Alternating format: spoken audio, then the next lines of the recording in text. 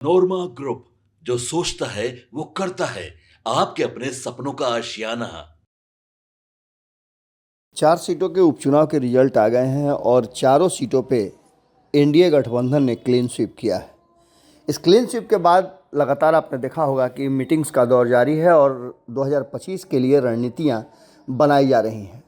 Base बनाया जा रहा है कि जिस तरह से बिहार की जनता ने इन 4 सीटों पे एनडीए का साथ दिया है, उसके बाद से आने वाले 2025 के चुनाव के लिए क्या रणनीतियां होनी चाहिए और इसके लेकर के एनडीए के सभी घटक दल एक साथ बैठ करके मीटिंग्स कर रहे हैं और आगे की प्लानिंग भी बन रही है।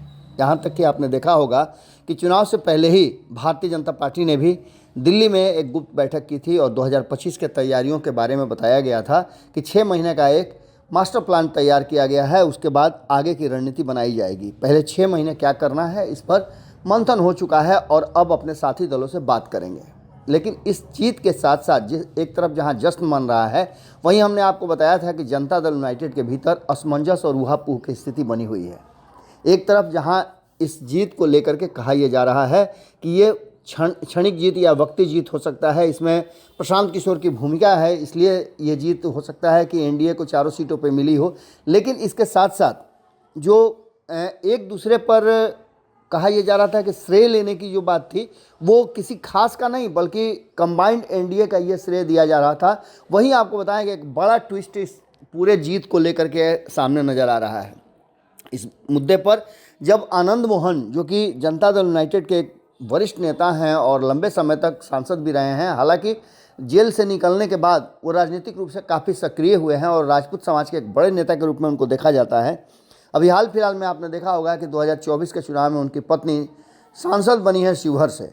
इन सब को लेकर के लगातार वो मुखर भी रहे हैं और बिहार की राजनीति पर वो अक्सर अपनी टिप्पणी भी दिया करते हैं। लेकिन इस बार जो टिप्पणी उन्होंने दी है, वो कहीं ना कहीं एनडीए के घटक दलों के लिए शुभ संकेत नहीं दे रहे हैं। उन्होंने साफ तरीके से इस जीत पर बधाई तो दी है। उन्होंने बताया भी है कि 2025 के चुनाव के लिए ये जीत काफ़ी ज़रूरी थी और इस जीत ने ये स्थापित किया है कि एनडीए गठबंधन में सब कुछ है जो 2025 के चुनाव में 220 से लेकर से ज़्यादा सीटें हम लेकर के आ सकते हैं।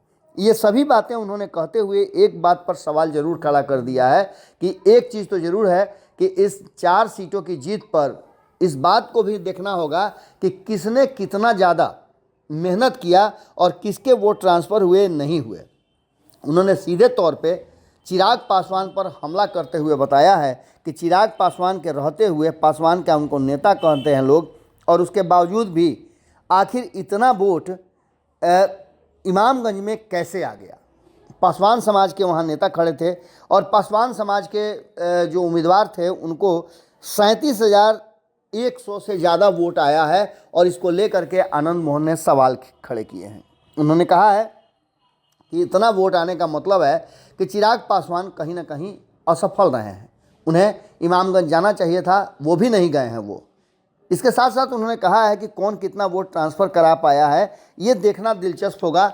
लेकिन एनडीए गठबंधन के भीतर जो एकजुटता दिखाई जा रही है, कल ही आपने देखा कि किस तरह से एनडीए गठबंधन के सभी जो शीर्ष नेतृत्व के लोग हैं, सभी दलों के जो प्रदेश अध्यक्ष हैं, एक साथ बैठ करके मीडिया के सामने बड़ा ही सुखद माहौल में ये बताने की कोशिश की कि एनडीए में सब कुछ ठीक ठाक है। उस बीच में इस तरह के बयानों का आना आखिर क्या कहता है। इस बयान को लेकर के चिराग पासवान की टीम किस तरह से रिएक्ट करेगी, ये देखना दिलचस्प होगा। लेकिन दूसरी तरफ आपको बता दें कि आनंद मोहन के इस तरह के बयान से निश्चित रूप से एक लकीर तो जरूर खींचती है और इस तरह के लकीर को खींचना कोई भी दल नहीं चाहेंगे। जीत जश्न मनाने के समय अगर इस तरह के बयान आते हैं तो निश्चित रूप से इस तरह के बयानों को गंभीरता से लेने की ज़रूरत पार्टियों में है। आनंद मोहन के इस बयान के बाद हम वेट कर रहे हैं कि इस पर प्रतिक्रिया आती है या नहीं आती है। हालांकि आनंद मोहन के बयान को लेकर के ये भी कहा जाता है कि उनके इस तरह के बयान आते रहते हैं और जिस पर बहुत ज़्यादा संज्ञान नहीं लिया जाता है। लेकिन बयान है, चर्चा है, तो निश्चित रूप से पब्लिक डोमेन में तो आएगी ही आएगी। जुड़े रहिएगा भारत लाइव के साथ। बहुत बहुत धन्यवाद। आपके सपनों को हमने सजाया है, ई होम्स पैनोरामा को हमने बनाया है। ई होम्स मेरा एक सपना था जिस पे मैं पिछले 4 साल से काम कर रहा था। हमने जो बनाया है वो सबने है माना। ई होम्स पैनोरामा में हो आपका भी आशियाना। और फाइनली हमने 2021 में इस प्रोजेक्ट को लॉन्च किया। बहुत लोग अप्रिशिएट कर रहे हैं कि पूर्णिया जैसे शहर में, बिहार के, एक तो बिहार की बात करें उसमें भी पूर्णिया जैसे छोटे जगह में इस तरह का लाइफस्टाइल देना, ये सुन के हम लोगों को बहुत अच्छा लगता है। ई होम्स में हमने कुछ और भी किया है, जैसे हम जिस जगह में रह रहे हैं हमारे फैमिली सिक्योर हो, उनको सिक्योरिटी का ध्यान में रखा है। आपकी सुविधा और सुरक्षा आपके लिए खास है, ये आपका विश्वास है। इसमें आर्टिफिशियल इंटेलिजेंस का 7 लेयर सिक्योरिटी का हमने इस्तेमाल किया है। लस ग्रीन कैंपस को बनाया है। यदि हमारा बाउंड्री वाल है तो वो वर्टिकल गार्डन है। ये जितनी भी फैसिलिटी होता है एक इंटरनेशनल टाउनशिप में ई होम्स है, ये हम लोग विश्वास नहीं कर पा रहे हैं। जो भी हमारे मित्र दोस्त या जो भी हमारे बाहर के बाहर आते हैं तो हम लोगों को बहुत अच्छा सुनने को मिलता है और बहुत अच्छा क्रेडिट मिल रहा है। वो सारा हमने सिर्फ एक बिल्डिंग नहीं बनाया, हमने एक बहुत अच्छा लाइफस्टाइल दिया ई होम्स में, और मेरा एक सपना था जिसको मैं आज फुलफिल होते हुए देख पा रहा हूँ। ये आपका आवास है। ई होम्स पैनोरामा में अब आपका निवास है। E Homes Panorama, luxurious lifestyle redefined.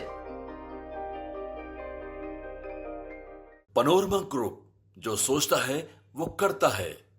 अगर ये वीडियो पसंद आई और वह बिहार के राजनीति और बिहारियत से सरोकार रखेनी तो सब्सक्राइब बटन दबा के चैनल के सब्सक्राइब कर ली। ओजे एगो घंटी बा, ओकरा बटन दबा देला से कुल सटीक और मारक खबर रुआ मुफ्त में मिल जाई। अगर रुआ पत्रकारिता के हमनी के नया प्रयोग में सहयोग कर चाहतानी तो ज्वाइन बटन दबा दी। पेटीएम नंबर नोट कर ली 9386816700।